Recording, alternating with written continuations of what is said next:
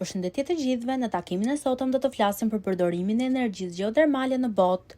Energjia gjeotermale ka një përdorim të gjerë në mbar botën, duke ofruar një alternativë të qëndrueshme dhe të pastër ndaj burimeve të energjisë fosile.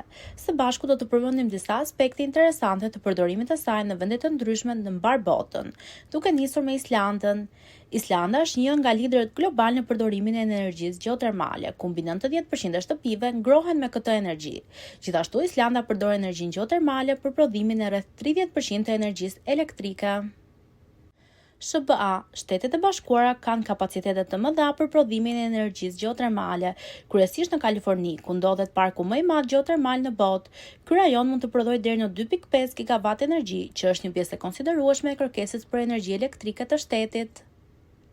Filipinet janë një nga prodhuesit më të mëdhenj të energjisë gjeotermale për prodhimin e energjisë elektrike, duke mbuluar rreth 10% të nevojave të saj energjetike. Ky vend ka pësuar një rritje të vazhdueshme të kapaciteteve gjeotermale.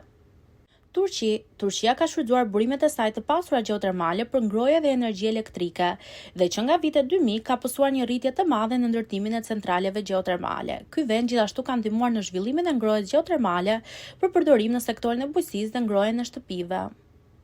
Energjia gjeotermale ka disa përparësi dhe avantazhe, duke përfshirë uljen e varësisë nga importet e energjisë, ofrimin e energjisë të qëndrueshme dhe të pastër dhe krijimin e mundësive për zhvillim ekonomik në zonat rurale. Për më tepër, është një burim energjie që mund të përdoret në 24 orë në 7 ditë të javës, pavarësi nga kushtet atmosferike, siç është energjia diellore dhe ajo e erës. Në përfundim, energjia gjeotermale po bëhet një pjesë gjithnjë e më rëndësishme e përpjekjeve globale për të kaluar në burime energjie të qëndrueshme dhe të pastër, dhe ka një potencial të madh për të ndihmuar në përballimin e nevojave për energji dhe për reduktimin e ndikimeve mjedisore. Ju falenderoj dhe ju ftoj të na ndiqni në videot e tjera.